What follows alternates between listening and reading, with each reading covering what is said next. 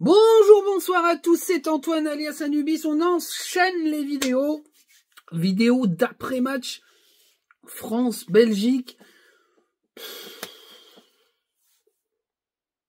Dur. Moi j'ai pas aimé ce match-là. Entre deux nations en berne. Je sais pas c'est quoi le pire, c'est le retour au bon vieux jeu de Dédé pour se rassurer, ou le niveau totalement what the fuck de la Belgique depuis plusieurs mois, voire 2 ans. Je sais pas c'est quoi le pire. J'ai du mal. Je suis assez déçu des prestations produites. Je suis assez déçu du choix tactique. Je suis assez déçu du choix des hommes. Je suis assez déçu de pas mal de choses. Il y a une victoire 2-0, c'est clair. Mais faut analyser le match, quoi. Enfin, sincèrement, les 20 premières minutes sont achetées à la poubelle. Le reste, c'est la Belgique qui s'écroule. Le but de Kolo Muani, je veux dire, après, le but de Dembélé est sympa, mais il met un but tous les 18 matchs, donc c'est compliqué. Il y a quelques motifs de satisfaction, parce que je pense qu'en termes de prestat individuel, il y a des choses intéressantes, mais sincèrement, cette équipe-là, elle fait pas un quart de finale de Coupe du Monde face à une grosse nation. Elle se fait exploser, quoi. Il a du travail, Deschamps, mais on a bien vu. Je vais en parler avec le 11, c'est de la politique qu'il fait. C'est de la politique. Il a dit maintenant que je vous ai fait plaisir, allez vous faire foutre. Moi, je retourne aux fondamentaux. Fondamentaux. Oh la vache, ça y est. On dirait des logos, là, je sais pas parler. Bon, allez, on y va. On va parler de ça. On va commencer donc par le 11 de départ avec Mike Maignan dans les buts. Le duo Saliba ou Upamecano en défense centrale. À droite, Jules Koundé. À gauche, Lucas Digne. Milieu de terrain défensif à 3. Retour du super milieu de terrain sans aucun créateur. C'est magnifique. Guendouzi, Kanté et Manu Koné pour sa première titularisation en bleu. Et puis devant, le trio de l'horreur, Thuram, Dembélé et Kolo Muani. Alors qu'est-ce que j'ai pensé de ce 11 ? C'est un 11 d'assassins. Clairement, faut quand même le dire, même si j'ai pris une shitstorm DM après avoir tweeté ça à la découverte des compos. Ah, t'as vu, on a gagné 2-0. Non mais attendez les gars, vous avez gagné 2-0, vous avez vu contre qui vous avez gagné 2-0 ? Vous avez vu la prestation de la Belgique ? Oh mais s'il vous plaît les gars, c'est une compo de terroristes. Tu contre l'Italie, cette compo-là, mais on prend une branlée du diable, on prend pas 3-1, on prend 5-0, 6-0, c'est inimaginable de terreur, ce 11 de départ, c'est horrible. C'est un 11 c'est une négation du football avec tout le vivier qu'on a. Alors, bien sûr, maintenant, il y a un débat. Alors, ce débat-là, il me plaît pas par rapport à ça, parce qu'en fait, on prend le débat dans le prisme des champs, c'est-à-dire que on a glorifié le vivier, mais vous voyez bien, on n'a pas de vivier. Mais attendez, les joueurs là, ils sont pas représentatifs du vivier du foot français. C'est des joueurs qu'a sélectionné Didier Deschamps.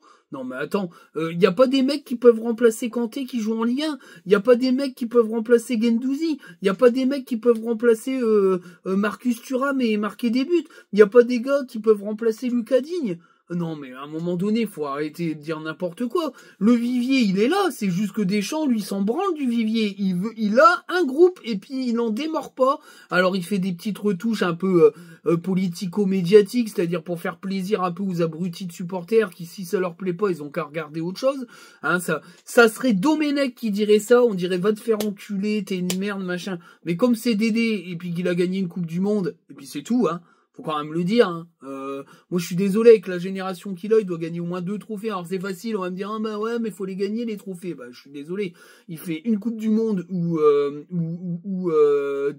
Mbappé explose en live et explose devant le monde entier. Derrière, je suis désolé, mais c'est l'Euro. Bon, on n'est pas bon. Hein, il a pas réussi à insuffler un truc. Je suis désolé, on se fait sortir par la Suisse parce que il fait n'importe quoi. Et puis après, je suis désolé, la Coupe du Monde 2022, le jeu proposé est pas extraordinaire. Même si on arrive en finale, c'est déjà pas tété. Et puis alors là, l'Euro a été complètement what the fuck et nul. Donc tu fais un demi-finale, mais dans ces cas-là, on s'en fout du foot. Le but, c'est les résultats. On gagne 1-0, on bétonne derrière. La Mannschaft des années 80-90, et puis c'est beau, c'est du beau football. Non, c'est moche. Et quand t'as des joueurs du talent d'Mbappé, etc., d'Olysée, je sais plus comment il s'appelle, le petit jeune du Bayern qui est très bon, qui est par Jordan Tell. Enfin bref, il y a des talents à mort dans cette équipe, dans l'équipe des Jeux Olympiques, il y a des beaux talents. Je suis désolé, non. Tu peux pas parler d'un vivier limité ou qu'à baisser le niveau. C'est Deschamps qui fait les sélections et il ne sélectionne pas les bons joueurs. Moi, c'est ce que je pense et je le penserai toujours. Moi, j'ai envie de voir autre chose. Un sélectionneur qui est plus un regard sur la Ligue 1, où il y a d'excellents jeunes. Un sélectionneur qui arrête de faire un groupe de mecs qui sont totalement fermés entre eux et auto-centrés, ou il fait pas de choix, il a décidé un truc, mais c'est à moitié décidé. Il a totalement perturbé Griezmann parce que il a jamais su gérer Mbappé pour lui dire, bah écoute, c'est à gauche ou rien. Et puis si t'es en concurrence à gauche, tu seras en concurrence à gauche. Il le met en neuf, c'est pas un vrai neuf. Hein, on voit bien au Real, c'est un mec qui joue sur le côté, mais il y a Vinicius Junior, donc il a une méga concurrence, donc c'est compliqué. Moi, pour moi, le Deschamps est dans une fin d'ère. À un moment donné, il faudra quand même que la FFF bouge son cul, quoi. De toute façon, il y aura des années avec du moins bien. De toute façon, la France, elle accepte pas qu'il y ait des moins bien dans son époque. Ben si, il faudra, on n'a pas le choix. C'est mieux ça que de sortir au premier tour d'une Coupe du Monde en étant dégueulasse avec une génération en or et en passant pour des cons, en faisant des grèves dans des bus. Ça aurait dû être niqué avant. C'est comme Domenech, ça finira pas comme Domenech. Parce que je pense que Didier Deschamps a plus de respect pour le maillot bleu que Domenech, mais ça finira en fiasco, c'est une obligation. C'est une obligation. Voilà. Donc non, c'est un 11 de merde et voilà, c'est tout. C'est un 11 d'un mec qui dit je vous emmerde. Voilà, je vous ai fait plaisir avec Olysée, allez vous faire foutre maintenant. C'est exactement ça. Je suis désolé, moi j'ai pas vu non plus un extraordinaire football sur ce match, je vais en parler, mais c'est pas tété, quoi, c'est pas tété. J'ai mis la note de 7 à Mac Maignan, faire un bon match, il a fait des arrêts quand il fallait. Bien sûr, il a une opposition plus que dégueulasse, donc il a pas eu grand chose à faire, il a eu 2-3 frappes un peu pourries à arrêter, il s'est imposé dans les airs sur les coups francs, donc bon, je me dis que c'est plutôt une bonne chose et que il fait plutôt un bon match, voilà, il est correct dans sa prestation. Saliba, j'ai mis la note de 7 également, fait un bon match, je l'ai trouvé plus intéressant face à l'Italie, mais l'opposition est dramatique, donc bon, c'est difficile à juger. Mais il a peut-être un peu plus de repères avec Upamecano, qui a plutôt fait un bon match également, même si je suis pas fan d'Upamecano. Je trouve qu'il a été quand même assez fort dans les duels, très puissant, mais enfin... voilà, il faut le mettre en rapport avec l'opposition. Je noterai la Belgique après, mais enfin voilà. Je m'inquiète pour mes amis belges, mes cousins belges. J'habite très près de la Belgique. Ils doivent être tristes en voyant une formation pareille. Hein. J'ai mis la note de 6 à Jules Koundé. Match correct de Jules Koundé. Il a pas forcément été très présent offensivement. Mais je trouve que voilà, c'est comparé à Jonathan Klaus, c'est le jour et la nuit. Il est beaucoup plus à l'aise dans un poste de latéral que Jonathan Klaus qui sait pas défendre et qui n'attaque jamais. Là, il a quand même été un peu plus intéressant. Il est un peu dans la droite ligne de l'Euro où il a été un des meilleurs avec ce Saliba. Voilà, c'est correct, mais enfin, ça n'a pas non plus été un match extraordinaire de la part de Jules Koundé. Lucas Digne, j'ai mis la note de 7. Moi, je trouve qu'il fait un bon match, Lucas Digne. Il a tenté des choses, il a tenté des frappes. C'est un soldat sûr de Domenech. Après, c'est le mec, il a toujours répondu présent quand il a porté le maillot bleu. J'ai rien à dire contre lui, mais il y a quand même beaucoup plus jeune et tout aussi performant, voire plus talentueux. Mais en tout cas, il a fait un bon match. On peut pas non plus c'est pas lui qui est sélectionné, hein. C'est pas lui qui fait les sélections, c'est Deschamps. Donc je trouve que, en tout cas, c'est intéressant de le voir. Il peut rentrer dans une rota en latéral gauche, en tout cas. Voilà, c'était un bon match de sa part. J'ai mis la note de 6 à Kanté, enfin un match correct. Bon après, au milieu de terrain, il était le roi, mais bon, pour moi, Kanté, il a rien à foutre en équipe de France. À partir du moment où tu pars dans un championnat exotique comme ça, je suis désolé, mais t'as plus d'opposition de très haut niveau, bah t'as plus le très haut niveau. Hein, on l'a vu face à l'Italie, il a été complètement balayé. Bah là, franchement, sincèrement, c'est vachement compliqué de le juger avec une telle opposition. J'ai mis la note de 7 à Manu Koné. Bah, pour une première en tant que titulaire, sincèrement, c'est un bon match. Moi, j'ai bien aimé ce qu'il a montré. Alors, bien sûr, ça me fait penser un peu en parallèle à Lens, à OG d'Iran. Il a mis il a mis une boîte dès le début du match. Il prend un jaune, puis bizarrement, ça lance son match. Moi, je l'ai trouvé fort dans les duels, techniquement très adroit, capable de se projeter. Il oriente bien les ballons. C'est un milieu de terrain défensif qui est capable de créer des choses. C'est ce qu'il a montré pendant les Jeux Olympiques. C'est bien, c'est bien. C'est un mec qui va faire sa place dans ce groupe. Alors, pour moi, il prend largement de l'avance sur un Youssouf Fofana qui est quand même très très très compliqué en équipe de France, même si ça reste un très grand milieu de terrain français puisqu'il a été très bon avec Monaco. Moi, j'enlève pas son niveau, mais je parle de l'équipe de France. En équipe de France, Youssouf Fofana, il a pas été extraordinaire et je trouve que Manu Koné rattrape, grappille et gagne des points par rapport à lui, même si c'est pas forcément le même profil. Malheureusement, dans le jeu de Didier Deschamps, comme il n'y a pas de milieu de créateur, faut au moins un milieu de ce style-là, parce que sinon il se passe rien. Guendouzi,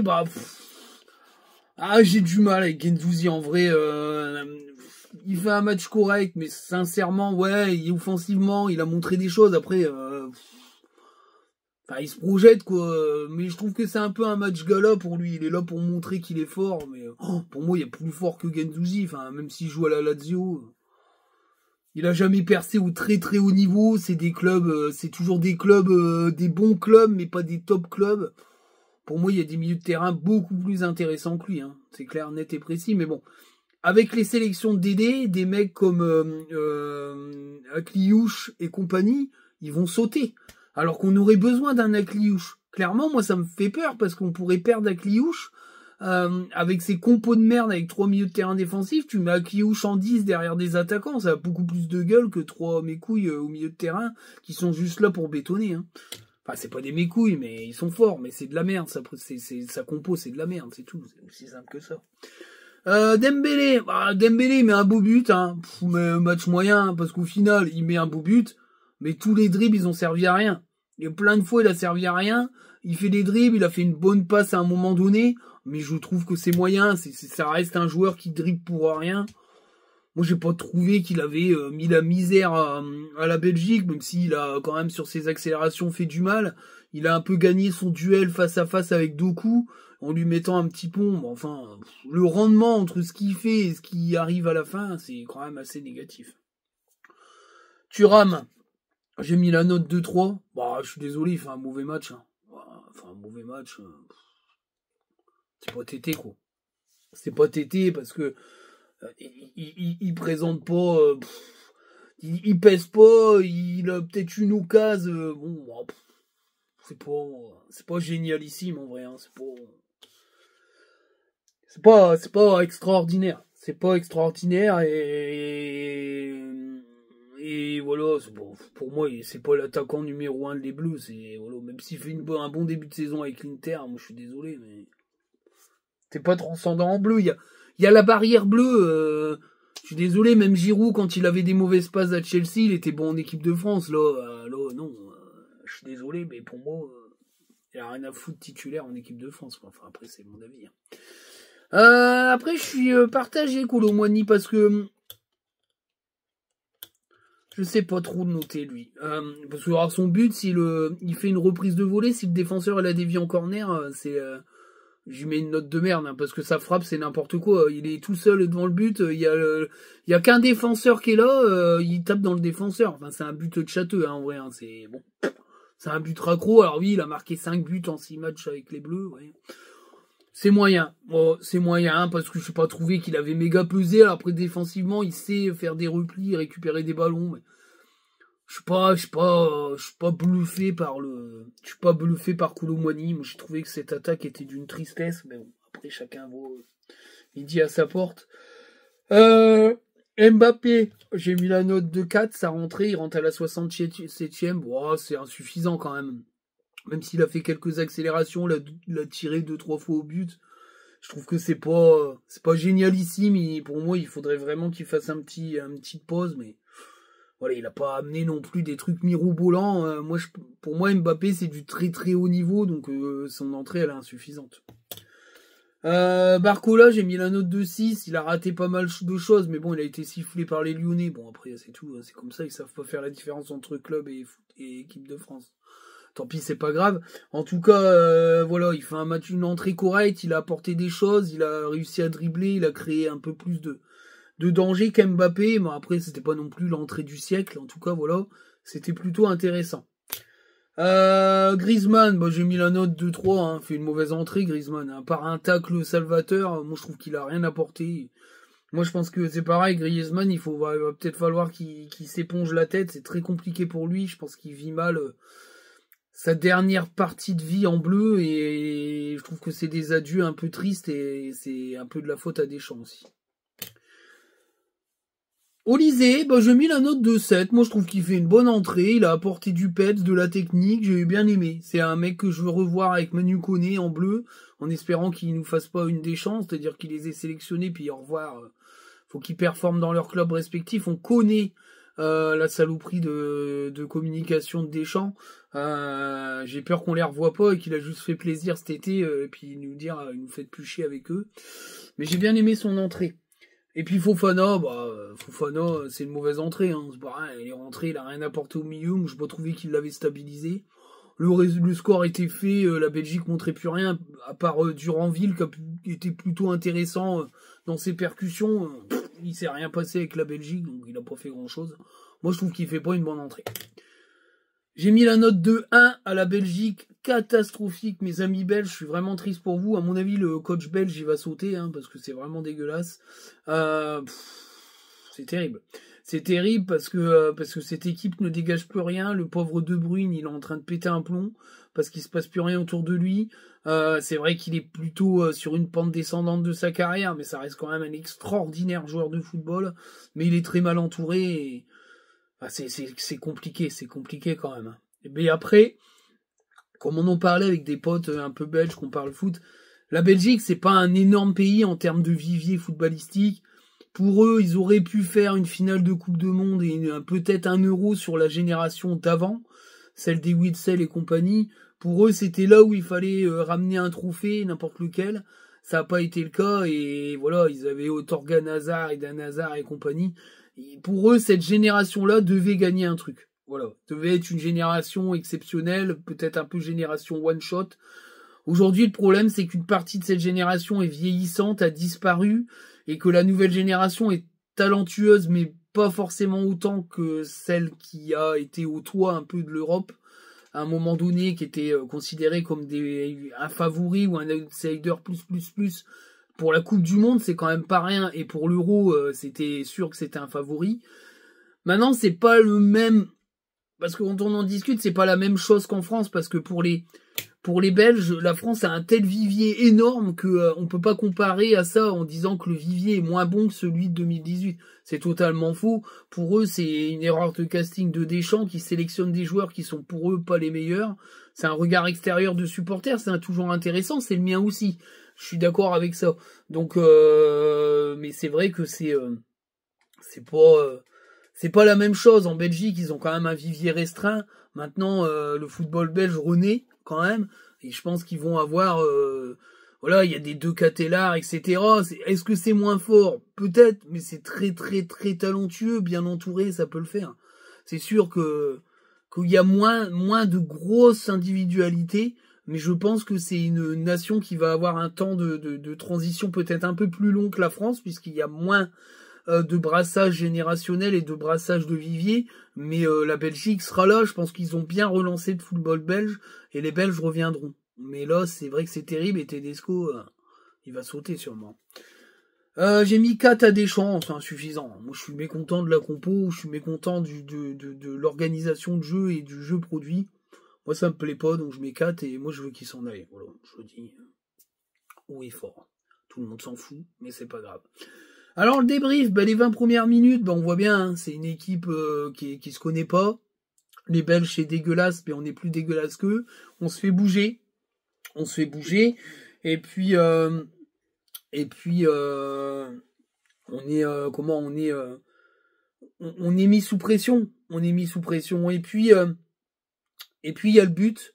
sur une action plutôt bien construite, où le gardien fait une parade, derrière Kolo Muani, il a la chatte que le défenseur, il a dévie pas dehors, parce que sinon c'est vraiment Lucas Gag, parce qu'il envoie un gros sac sans même avoir la délicatesse d'essayer de cadrer.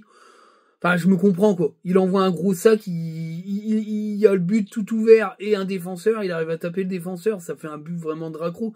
Il met beaucoup de buts de raccro, puisqu'il avait mis un but dévié aussi face à la Belgique, donc c'est assez compliqué de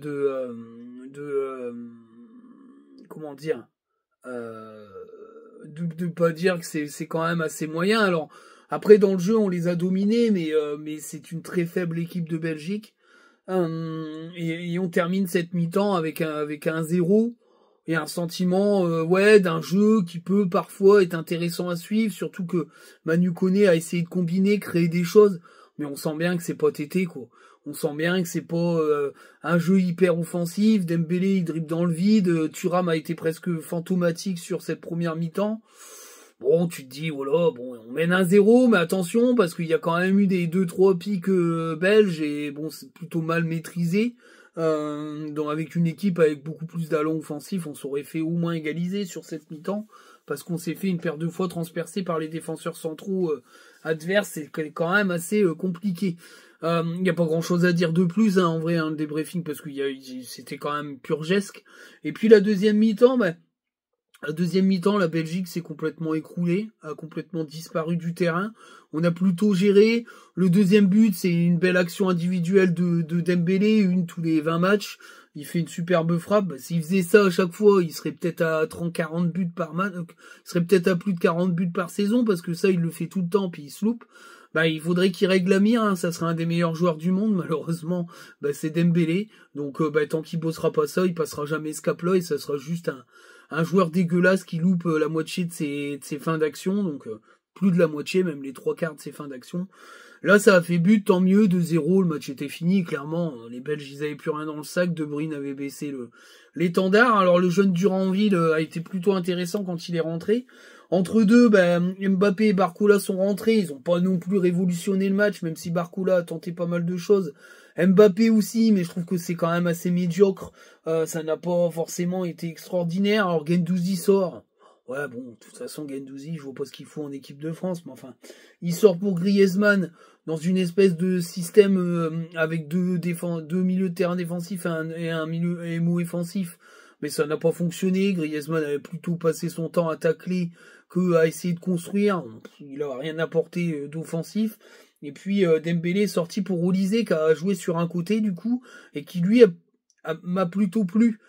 Son entrée a été intéressante, c'est un joueur qu'on doit revoir en bleu, qui doit servir de backup à Dembélé, voire même en concurrence directe avec lui, parce que je trouve que Dembélé, s'il marque tous les 20 matchs, ça va être quand même compliqué de le titulariser tout le temps. Et puis Kanté, qui a rien à foutre aussi en équipe de France, puisqu'il joue dans un championnat de 12e zone, voilà, je sais plus parler. Remplacé par Fofana, pour dire de faire rentrer Fofana et de lui ajouter une sélection. Mais Fofana, il est rentré, il serait pas rentré, c'était pareil.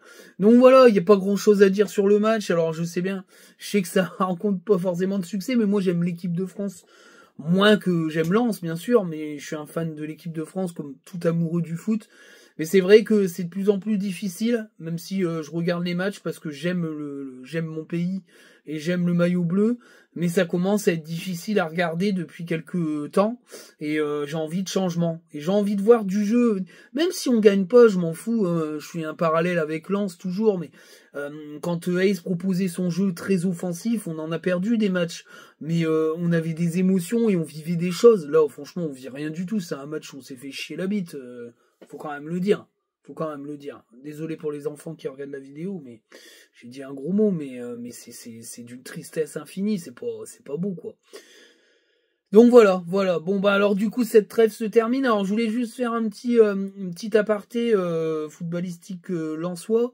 Les grands courageux qui créent des pages spéciales qui ont 2 jours d'existence pour envoyer des commentaires assassin et insultant par rapport à Sotoka, je suis désolé, mais si vous aimez plus Sotoka que Lance, faites une fanpage de Sotoka et arrêtez de suivre le club. Moi, je vous donne les choses que j'apprends par rapport à des gens en qui j'ai totalement confiance, et comme c'est multi-source, pour moi, ça a quand même une grande véracité, parce que si ça venait qu'une seule personne, j'en parlerai pas. Maintenant, faut arrêter de glorifier des gars au lieu de glorifier le club. Aujourd'hui, on est dans une difficulté puisqu'on est dans une période de transition. Donc, ce qu'il faudrait quand même, c'est comprendre que Sotoka, il est pas le roi de Lens, et que le roi de Lens, c'est Lens. Donc, à un moment donné, si les mecs sont pas contents qu'il y ait des nouvelles têtes et de la concurrence, il faut pas jouer au foot pro, quoi. Alors, pareil, je fais une petite fin lensoise pour ceux qui suivent la chaîne. Enzo, là, les préparations là sur la trêve est très bonne, hein. Montée en puissance, il a impressionné les différents staffs. C'est les retours que j'en ai eu, plusieurs retours différents de gens qui tournent autour du club.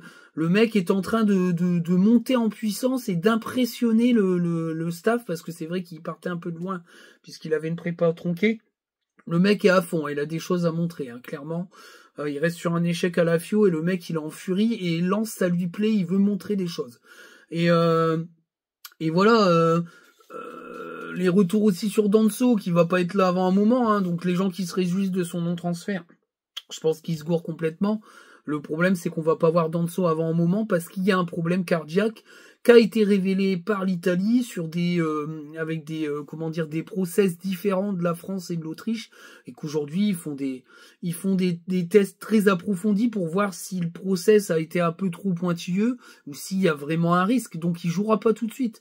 Et de toute façon, le joueur est pas dans un mood de jouer. Il a perdu un peu confiance en son physique et surtout en sa capacité de jouer au plus haut niveau, parce que il est inquiet de ses probables problèmes cardio. Et je me mets à la place du joueur, c'est extrêmement compliqué. Et pour notre ami Zaroury, il fait du vélo, il prend son mal en patience. Ça suit son cours, en tout cas, il est plutôt dans un état d'esprit très positif. Alors, est-ce qu'on va le récupérer avant la fin de la trêve? C'est peu probable, je pense qu'il sera pas là face à Lyon. Mais en tout cas, voilà, il va revenir rapidement. Je pense que l'entorse n'était pas trop grave s'il fait du vélo.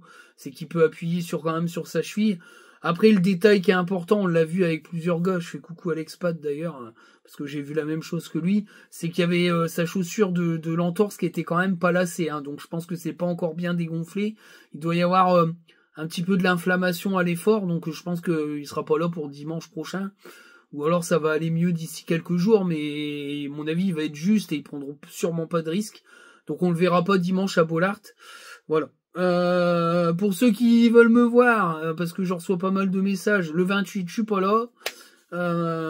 Ça m'énerve, j'aime pas rater des matchs, mais bon, il y a des priorités dans la vie. Mais je ne serai pas là pour voir le retour de Francaise. Et voilà. Et puis petit message à DAZN, faut pas prendre les gens pour des cons, hein. Votre tarif à 29 €, vous pouvez vous le mettre où vous pensez. Ça vaut pas plus de 15 balles par mois, surtout qu'en plus, la honte, c'est que la Brune parle que c'est la première fois qu'une plateforme prend en charge la Ligue 1. Putain, le crachat dans la gueule après une vidéo qui nous a mis des choses quand même de très haut niveau en place. Allez vous faire foutre, quoi. Enfin, franchement... en tout cas, vous m'aurez pas comme pigeon, ça c'est clair, net et précis. Alors, bon, ça va être plus difficile pour moi, du coup, de faire les replays parce que je les aurai pas. Il va falloir que je me débrouille pour enregistrer les matchs et les revoir. Mais c'est pas grave, je préfère faire ça que d'être un pigeon de DAZN et de la Ligue 1. Sur ce, ciao!